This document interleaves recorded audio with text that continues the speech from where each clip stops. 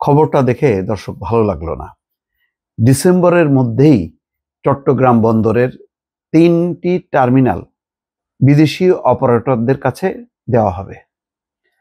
এটা নিয়ে যথেষ্ট পরিমাণ রাজনৈতিক অঙ্গনে একটা প্রতিবাদ আছে যে আমাদের চট্টগ্রাম বন্দরের যে জনবল, যে কর্মী, তারা যথেষ্ট দক্ষ, যোগ্য এবং তারা সেই পাকিস্তান আমল, তারপরে বাংলাদেশ আমল, সেগুলো তারা করেছে। যদি কোনো ঘাটতি থেকে থাকে, তাহলে বিদেশ থেকে বিশেষজ্ঞ এনে তাদেরকে ট্রেনিং করানো হতো। কিন্তু সেগুলি বাদ দিয়ে কেন আমরা এই অপারেটিংটা, এই টার্মিনালটা আমরা বিদেশি অপারেটরদের কাছে দিচ্ছি? এগুলো বন্দর, বিমানবন্দর হোক আর চট্টগ্রাম বন্দর হোক, এগুলো খুবই স্পর্শকাতর জায়গা। এই জায়গাগুলো কখনো বিদেশিদের কাছে দিতে নেই। তাদেরকে দিয়ে, ট্রেনারদেরকে নিয়ে, বরং বাইরে আমাদের সেই কর্মীদের, জনবলের তো অভাব নেই, তাদেরকে বিদেশে পাঠানো যায় ট্রেনিং নিয়ে আসার জন্য, অথবা সেই বিশেষজ্ঞদের বা ট্রেনারদেরকে বাংলাদেশে এনে দেওয়া যায়। সেটা করাই ভালো ছিল। সেটা না করে কেন এটার ব্যাপারে এত অন্তর্বর্তী সরকার কঠিন প্রতিজ্ঞাবদ্ধ হলো যে এটা নিউমোরিং কন্টেনার টার্মিনাল সহ 3টা টার্মিনাল বিদেশি অপারেটরদেরকে দিতে হবে? এটা কেন? এটার আমি কোনো কার্যকারণ বুঝি না। আর যেটা আলোচনা আসছে যে পলিসিগত কোনো সিদ্ধান্ত না নিয়ে একটু ওয়েট করা। 1 বছর তো অনেক সিদ্ধান্তই, অনেক বিনিয়োগ, অনেক পরিকল্পনায় কিন্তু আটকে আছে একটা নির্বাচিত সরকার না আসার জন্য।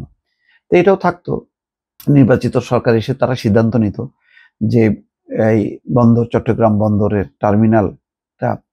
টার্মিনালের অপারেশনটা তারা বিদেশিদেরকে দেবে, নাকি চট্টগ্রাম বন্দরের যে আমাদের কর্মী বাহিনী আছে তাদের মাধ্যমে পরিচালনা করবে। আমরা আজকে এত বছর, 53-54 বছর এসে আমাদের এখন বিদেশি অপারেটর লাগতেছে এগুলি হ্যান্ডেলিং করার জন্য। কি এমন হ্যান্ডেলিং এর এত কঠিন?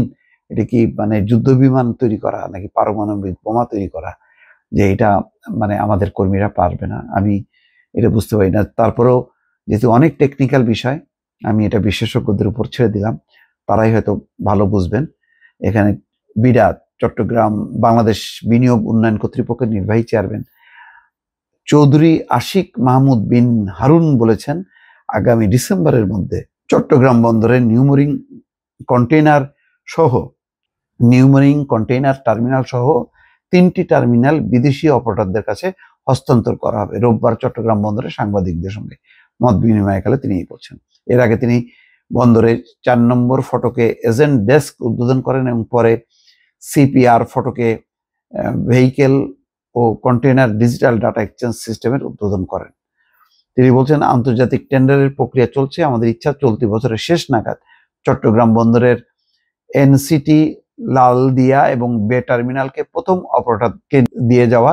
31শে ডিসেম্বরের মধ্যে আমরা টার্মিনালগুলো প্রথম অপারেটরের কাছে হস্তান্তর করব। যাই হোক, যেটা পরিকল্পনা তো বললামই। এটা নিয়ে আমি জানি না, রাজনৈতিক অঙ্গনে একটা মিশ্র প্রতিক্রিয়া তো হবেই। অনেকেই এটা ভালোভাবে দেখছেন না। এরকম একটা স্পর্শকাতর বিষয়ে আরেকটু চিন্তা ভাবনা করে রাজনৈতিক দলগুলোর সাথে আলোচনা করার দরকার ছিল। যেহেতু অন্তর্বর্তী সরকারের বেসটা হচ্ছে জামাত, বিএনপি সহ রাজনৈতিক দলগুলো, তাদের সাথে আলোচনা করলে মনে হয় ভালো হতো। ভালো থাকবেন। আল্লাহ হাফেজ।